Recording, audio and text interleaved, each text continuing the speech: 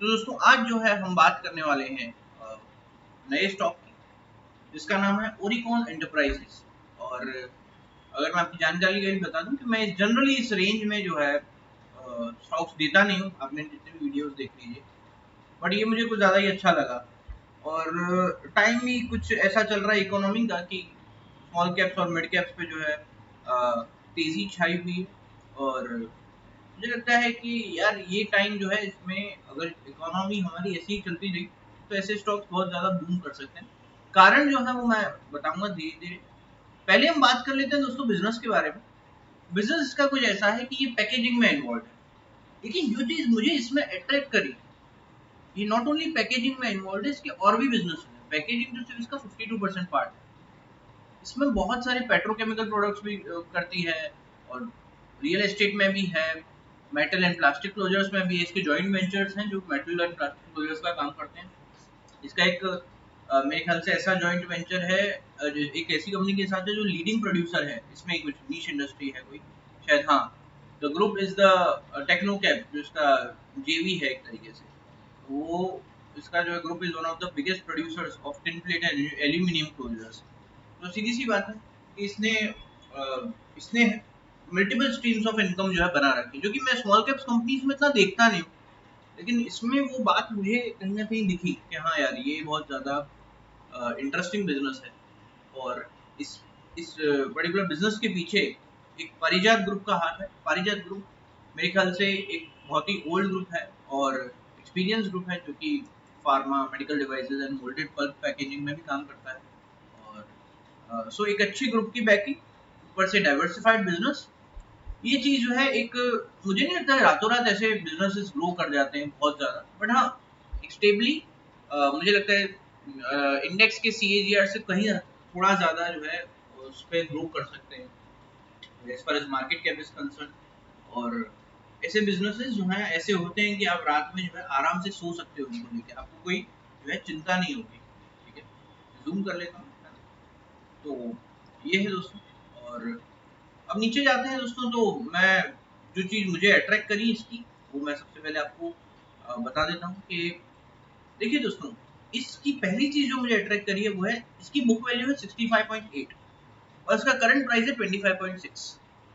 यानी काफ़ी शेयर्स हैं, ऐसा नहीं है। मार्केट में अगर 5,000 कंपनी है तो कम से कम 300-400 कंपनी होंगी जिनका बुक वैल्यू जो है वो करंट प्राइस से बहुत ज़्यादा है। अब इसका मतलब क्या हुआ? बुक वैल्यू क्या होता है कि अगर आज मैं वो पूरी कंपनी बेचता हूँ, ठीक है, कॉस्ट टू कॉस्ट ही बेचता हूँ, नेट टू नेट ही बेचता हूँ, तो मुझे आज कितना पैसा मिलेगा?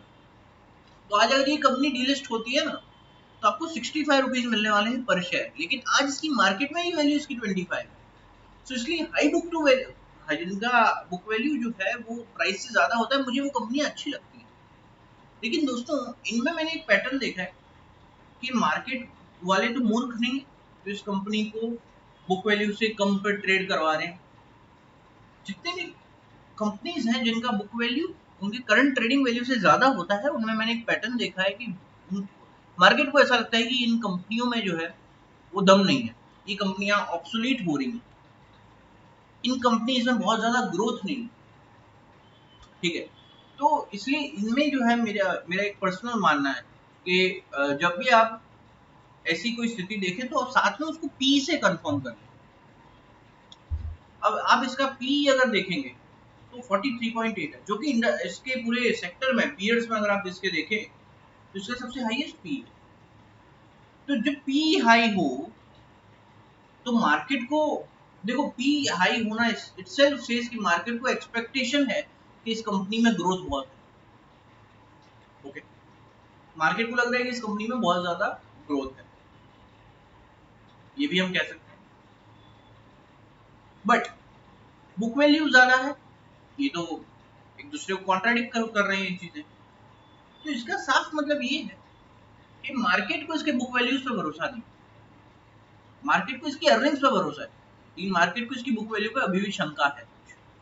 तो हमारे लिए क्या है, हमारा एक शक, जो हमारा वहम था कि नहीं यार ये तो बिजनेस ऑब्सोलीट है क्योंकि इसकी बुक वैल्यू ज्यादा है, मार्केट इसकी बुक वैल्यू से भी कम ट्रेड करवा रहा है क्योंकि इसका बिजनेस बहुत ज्यादा ग्रोथ नहीं है इसमें। बहुत कम रेट से ग्रोथ होगा, तो वो वहम हमारा दूर हो रहा है क्योंकि इसका पी कुछ और बता रहा है, इसका पी ज्यादा है इंडस्ट्री। तो इट सेज कि हाँ अर्निंग्स में कोई इशू नहीं। जो मैं दूसरी चीज, और बुक वैल्यू अच्छी है, मतलब आपको पास एक बैकअप है, अच्छी बुक वैल्यू वाली कंपनी है, कोई डीलिस्ट जैसी कोई जो है घटना घटती है, वो आप जो है आपके पास एक एश्योरेंस है कि हाँ मुझे इतना इतना तो मिल ही जाएगा। बात आती है कि अगर मैं इसको जूम आउट करूं थोड़ा, तो अगर मैं इसका लास्ट 3 साल का ट्रेंड देखता हूँ, जो ये कंपनी जो गिरी थी, लाइक गिरी तो नहीं मैं बोलूँगा, कोरोना तक चीज़ें बहुत ज़्यादा स्टेबल थी इसके साथ। 809 की सेल्स थी इसकी, 890 करोड़ की इसकी लगभग सेल्स थी। बट उसके बाद जो इसका फॉल शुरू हुआ है, 437 पे आ गई, 504 पे आ गई, 603 पे आ गई, और धीरे धीरे चीज़ें जो है सुधर रही हैं, मेरा मानना है। और बट इसकी प्रॉफिटेबिलिटी बहुत हद तक गिरी है, इसलिए क्योंकि इसके एक्सपेंसेस बढ़ रहे हैं, और एक्सपेंसेस जो है बढ़ रहे हैं क्योंकि यार हर स्मॉल कैप कंपनी के एक्सपेंसेस बढ़ रहे हैं। मुझे कभी कभी शौक होता है, भले ही मोदी जी कहते हैं कि इंडिया, ये कंपनी इंडिया जो है 3 ट्रिलियन बनेगी, 4 ट्रिलियन बनेगी, लेकिन आप कोई भी स्मॉल कैप उठा के देख लीजिए, industrial small cap, service based small cap नहीं, इंडस्ट्रियल स्मॉल कैप, तो आपको लगे रॉ मटेरियल कॉस्ट तो बढ़ रही है चारों तरफ। मानता हूँ ग्लोबली कुछ ऐसा माहौल बन रहा है, सब कुछ आप जितनी स्मॉल कैप कंपनीज देख लो, सेल्स बढ़ रही है, टॉप लाइन बढ़ रही है, लेकिन प्रॉफिट कम हो रहा है। क्यों? क्योंकि सेल बहुत ज्यादा, कॉस्ट बहुत ज्यादा बढ़ रही है, खासकर की मटेरियल कॉस्ट, एसजीएनए नहीं, एसजीएनए यानी नॉन मटेरियल कॉस्ट नहीं, मटेरियल कॉस्ट, प्रोडक्शन कॉस्ट बढ़ रहा है। और इसलिए हम इस चीज को इग्नोर नहीं कर सकते, नहीं नहीं ओरिकॉन का भी कॉस्ट बढ़ रहा है तो इसको नहीं लेते, नहीं, हर स्मॉल कैप का हो रहा है। और कुछ तो लार्ज कैप्स में भी है ऐसी कंपनियां जिनका ऐसा हाल है, टॉप लाइन बढ़ रही है लगातार लेकिन प्रॉफिटेबिलिटी कम हो रही है। प्रॉफिटेबिलिटी का ग्रोथ तो छोड़ो आप, प्रॉफिटेबिलिटी कम हो रही है आप। तो ये बहुत, मुझे लगता है ये माहौल ऐसा है, तो सब मुझे लगता है over a period of time ये जो कॉस्ट है जो मैनेजेबल है एक टाइम पे, और ये चीज़ है। और दूसरी चीज़ जो मैं हमेशा आपको कहूँगा कि सेल्स बढ़ रही हैं, अगर आप किसी भी कंपनी की सेल्स जो है बढ़ रही है ना लास्ट 3-4 साल, तो मेरा मानना है कि वो कंपनी की जो है रीच करने की एबिलिटी बढ़ रही है। देखो नेट प्रॉफिट बता रहा है कि आप जो है कितना कमा रहे हैं, जो कि जिसका बढ़ना बहुत अच्छा माना जाता है, लेकिन अगर आपकी सेल्स बढ़ रही है ना, वो ये बताता है कि आप कितने लोग को रीच कर पा रहे हैं, आपके पास कितना धंधा है, भले ही वो धंधा आप लॉस में ही क्यों ना कर रहे हैं। अगर सेल्स बढ़ रही है तो आप जो है आप मल्टीपल लोगों को रीच कर पा रहे हैं, और आपका जो बास्केट है कस्टमर्स का वो बढ़ रहा है। इसका मैं आपको एक एविडेंस बताता हूँ। देखो आप इसका, अगर आप कंपनी के क्लाइंट्स देखेंगे ना, देखो इसके कितने सारे क्लाइंट्स हैं। देखो कोका कोला, पेप्सी, बिस्लरी, डिएगियो या हेनिकन, जो भी है, यूनाइटेड ब्रूवरीज, बड़ी बड़ी कंपनियां, बड़े बड़े जहाज बेवरेजेस इंडस्ट्री के इस कंपनी के क्लाइंट। तो डेफिनेटली इसकी सेल्स इंक्रीज होना इसका एक सबसे बड़ा एविडेंस है कि इसकी रीचिंग एबिलिटी जो है एक तरीके से बढ़ रही है। और मैं शॉक नहीं होऊंगा कि आने वाले सालों में इसकी और रीचिंग एबिलिटी बढ़े, क्योंकि जिन पैकेजिंग में ये इन्वॉल्व है वो बेवरेजेस की, बेसिकली जितने भी क्लाइंट्स हैं इसके, उनमें कॉमन क्या है, बेवरेजेस। आपकी सेल्स तब बढ़ेंगी जब आपके क्लाइंट्स को आपकी सर्विस अच्छी लगे, ऊपर से वो क्लाइंट्स का सेक्टर चले, क्योंकि उसका सेक्टर ही नहीं चलेगा तो आपसे वो आपको काम ही क्यों देगा। एक तो आपकी सर्विस अच्छी होनी चाहिए, दूसरा उसका भी तो सेक्टर चलना चाहिए।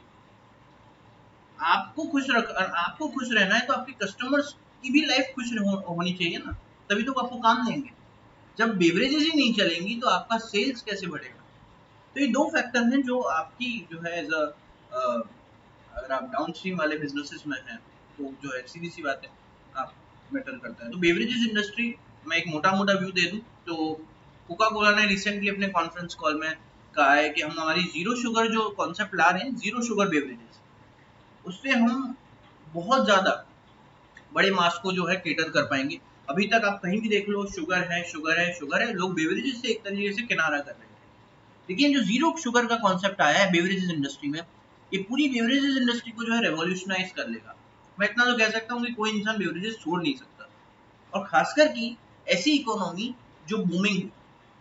और इंडिया जैसी इकोनॉमी में अगर आपको मोटा मोटा व्यू दे दूं तो इंडिया जैसी इकोनॉमी में जब जब पैसा आता है तो लग्जरियस गुड्स पे जो है इंसान खर्चता है पैसा। यहाँ बहुत ज्यादा सेविंग्स को लेके आज भी इतनी लिटरेसी नहीं है, बंदा जो है खर्चेगा पैसा, और इसलिए ये बेवरेज सेक्टर चलेगा। हेंस इसकी ओरिकॉन की भी जो पैकेजिंग वाला काम है, जहाँ तक पैकेजिंग का सेगमेंट है, वो चल सकता है। जहाँ तक इसकी सर्विसेज है, सर्विसेज का आपको जो है, अगर आपको एविडेंस चाहिए कोई, तो आपको जब भी ये पता लगाना है कि इसकी सर्विसेज कैसी है, तो आप इसका ओपीएम परसेंटेज देखिए, ऑपरेटिंग मार्जिन परसेंटेज। अगर आप इसका लास्ट 3 साल का ऑपरेटिंग मार्जिन परसेंटेज देखेंगे तो 4, 5, 7। जब जब ऑपरेटिंग मार्जिन परसेंटेज बढ़ता है, यानी इसकी क्वालिटी और सर्विस जो है एक तरीके से बढ़ रही है। ये सब मेरे इंटरप्रिटेशन है, कोई अगर एक्सपर्ट लेवल का आदमी हो तो मुझे जो है टोक सकता है, लेकिन ये मैंने over a period of time जो है देखा है। whenever operating margin increases, the person is not competing on the basis of price, rather it is competing on the basis of quality. Okay, ये मेरा एक इंटरप्रिटेशन है, मेरे रेशियोज का इंटरप्रिटेशन है। ओवर पीरियड ऑफ टाइम जितना मेरा market में अनुभव है, मैं उसके बेसिस पे जो है कह रहा हूँ। ठीक है, जहाँ तक आप कहेंगे 2022 की इसकी नेट इनकम है अचानक से 114 करोड़ का, अचानक से आप देख सकते हैं इसने जो है 114 करोड़ का जो है प्रॉफिट किया था, नेट प्रॉफिट किया था पिछले साल, जो कि इसने कभी नहीं किया इतना। तो वो एक एक्सेप्शनल आइटम थी, इसको अचानक से कहीं से जो है बहुत ज्यादा फायदा हो गया था। ऐसी इनकम के सोर्स से जो इसका कोड सोर्स नहीं है, इसको अदर इनकम से के थ्रू इसको बहुत ज्यादा फायदा हो गया था। इसलिए मार्केट ने भी, आप देखो, इसको डिस्काउंट कर दिया। इस मार्केट ने इसको इंपॉर्टेंस ही नहीं दिया, भाई तू कितनी भी ज्यादा हाई इनकम रिपोर्ट कर, मुझे इसको इंपॉर्टेंस नहीं देना। तो इसलिए अगर मैं इस 142 के फिगर को हटा दूं ना और इसको 25 कर दूं, जो कि इसके पास्ट अदर इनकम का एवरेज है, तो आपको पता चलेगा कि इसकी ये कंपनी जो है अभी भी लॉस में है। कोर इनकम लॉस में थी इसकी 2022 में, लेकिन इस साल इसकी इनकम काफी ज्यादा स्टेबल है और 15 है। तो मेरे ख्याल से पिछले सालों के कंपैरिजन में ये कंपनी जो है सुधर रही है, not only on the based of sales but also on the based of net profits. Okay, तो ये चीज है। तो नेक्स्ट चीज मुझे जो बड़ी इंटरेस्टिंग लगी वो है बोरोइंग्स जिसकी कम हो रही है। बोरोइंग्स इतनी माथे का दर्द होती है कि आप सोचो, इस कंपनी की बोरोइंग लास्ट 7 ईयर से कम हो रही है। हर 7 ईयर्स, हर साल ये लोग डेट कट कर रहे हैं अराउंड 40-50%। सो डेट कट से क्या होगा कि जो आपका इंटरेस्ट का जो कॉस्ट है ना, जो आपकी बॉटम लाइन को खराब करता है, वो हट जाएगा और बॉटम लाइन जो आपकी थोड़ी बहुत अच्छी होने लगेगी। ठीक है, सो इंटरेस्ट कम होगा और इंटरेस्ट कम होगा तो बॉटम लाइन सुधरेगी, ऑटोमेटिकली सुधरेगी। तो debt cut is the next factor which I like the lot. So fixed assets अगर आप देखेंगे तो कंपनी जो है पिछले साल इसने काफी सारे फिक्स्ड एसेट्स बेचे थे, लेकिन इस साल आप देख सकते हैं कि ये कंपनी, देखो, किसी भी कंपनी के लिए fix assets, major fix asset जो है प्लांट एंड मशीनरी है। तो आप अगर fix asset as a whole देख रहे हैं तो आप मिसलीड हो सकते हो। तो आप प्लांट एंड मशीनरी वाला कॉलम देखो तो इस कंपनी का प्लांट एंड मशीनरी में इन्वेस्टमेंट हर साल तेजी से हो रहा है, हर साल। तो प्लांट एंड मशीनरी जब भी तेजी से, देखिए प्लांट एंड मशीनरी है ना एक लीडिंग इंडिकेटर। लीडिंग इंडिकेटर यानी ये आगे के बारे में आपको बहुत बताते हैं। आप किसी भी धंधे में मशीनरी तब लेते हैं जब आपको कॉन्फिडेंस होता है कि मैं प्रोडक्शन बढ़ा पाऊंगा, और आप प्रोडक्शन कब बढ़ाते हैं, जब आपका मार्केट लेवल पे एक रिसर्च होता है कि हाँ मेरी सेल्स बढ़ेगी, इस चीज की डिमांड जो है बढ़ेगी। सो प्लांट एंड मशीनरी का बढ़ना itself is a leading indicator that why this is like why this company, no, इस कंपनी का ग्रोथ क्यों है possible, it's a leading indicator of that. Okay, so cash flow from operations are concerning, इसके कम हो रहे हैं और हम इस चीज को थोड़ा वेरीफाई करना है कि कम हो रहे हैं और ये कितना खतरा वाला है। तो आपको कैश कन्वर्जन साइकिल देखनी पड़ती है। जब भी आपको लगे ना कि यार कैश फ्लो फ्रॉम ऑपरेशंस कम हो रहे हैं, तो एक बार किसी चीज से इसको कंफर्म कर लो। अगर मैं कंफर्म करना चाहता हूँ, मेरी आदत ही शुरू से, बचपन से मेरी आदत है कि मैं कंफर्म करता हूँ, मैं एक एविडेंस के बेस पे कभी मैं डिसीजन नहीं लेता। तो कैश फ्लो का ऑपरेशन कम हो रहा है तो कैश कन्वर्जन साइकिल बढ़नी चाहिए, मैं कह सकता हूँ, they are related, right. So cash conversion cycle तो इसकी 3 साल से गिर ही रही है, आप देख सकते हैं। मार्च 2023 में 122 थी और मार्च 2022 में जो है 140 थी। तो इसकी साइकिल जो है लास्ट 3 सालों से जो है कैश कन्वर्जन साइकिल कम हो रही है, तो कोई खतरे की बात नहीं है मेरे हिसाब से। ओके, वर्किंग कैपिटल डेज भी कम हो रहे हैं, जो कि बहुत अच्छी बात है। नेक्स्ट चीज है जो कि सबसे बड़ा लीडिंग इंडिकेटर है, वो है कि प्रमोटर्स जो है धीरे धीरे करके अपना स्टेक बढ़ा रहे हैं। प्रमोटर्स अपना स्टेक जब भी बढ़ाता है, अब ये बात समझ लो, उसको लग रहा है कि मेरे बिजनेस में दम है। कॉमन सेंस की बात है। कोई भी प्रमोटर जब स्टेक घटाता है उसको लगता है मेरे बिजनेस में दम नहीं है, या उसको कोई इमरजेंसी फंड की जरूरत है। ऐसा जरूरी नहीं है। तो जो प्रमोटर बढ़ा रहे हैं stake, it is a one of the reason why we can buy this stock. So हाँ, promoter is increasing stake. I feel yeah this is one of the indicator which says yeah FIIs कम कर रहे हैं, वो मैं मानता हूँ, but DIIs ने अपना पैसा मेंटेन रखा है। देखो, मैं डीआईआईज का ओवर ईयर्स फॉलो कर रहा हूँ। डीआईआईज हर क्वार्टर में अपनी पोर्टफोलियोज में जो है चेंजेस करते हैं। अगर आप इस कंपनी की डीआईआई होल्डिंग्स देखेंगे ना, तो काफी क्वार्टर से, लगभग एक साल से इसके जो है डीआईआई होल्डिंग जो है स्टेबल है, होल्ड स्टेबल है, नो चेंज, 1.59%, कोई चेंज ही नहीं है। तो डीआईआई इसका विचार भी इस कंपनी को लेके बदला नहीं है, इतना सब उतार चढ़ाव के बावजूद भी, which is a positive indicator again. तो ये पूरा मैंने जो है आपको एक्सप्लेन कर दिया है, क्यों ये कंपनी ग्रो हो सकती है, क्योंकि डाइवर्सिफाइड बिजनेस लाइन है, ऊपर से पैकिंग एक ऐसे ग्रुप का है जो कि काफी एक्सपीरियंस्ड है। तीसरा, इसके जॉइंट वेंचर्स इतने ज्यादा अच्छे हैं, वो हर आदमी इनके इसके इस कंपनी के जिस कंपनी के साथ जॉइंट वेंचर है, वो कंपनियां अपनी फील्ड में धुरंधर है। तो ये कंपनी जो है बहुत सेफ मार्जिन ऑफ सेफ्टी पे चल रही है, और मुझे लगता है कि यार ऐसी कंपनी के साथ हमें जो है इन्वेस्टमेंट करना चाहिए। जहाँ तक टारगेट और स्टॉप लॉस की बात बता दूं मैं, तो टारगेट और स्टॉप लॉस देना पड़ता है। मेरे जैसे आदमी को कभी, मैं हूं तो कभी बेचूं भी ना, लेकिन पब्लिक के लिए देना पड़ता है, सब्सक्राइबर्स की डिमांड है। तो मैं आपको टारगेट स्टॉप लॉस पर्पस के लिए मैं आपको जो है मनी कंट्रोल पे ले जाता। आप देख सकते हैं दोस्तों, मनी कंट्रोल पे अगर मैं आ गया हूँ तो इसका पूरा अगर आप देखें तो हेड एंड शोल्डर बन गया था ऑलमोस्ट 2022-2021 में, 2022 में, और हेड एंड शोल्डर के बाद बहुत तेजी से जो है गिरावट चालू हुई है। उस हेड एंड शोल्डर से जो है धीरे धीरे उभर रहा है, और मेरा जितना मानना है इस कंपनी को लेके, इस कंपनी में जो है हम लगभग, आई फील इज दैट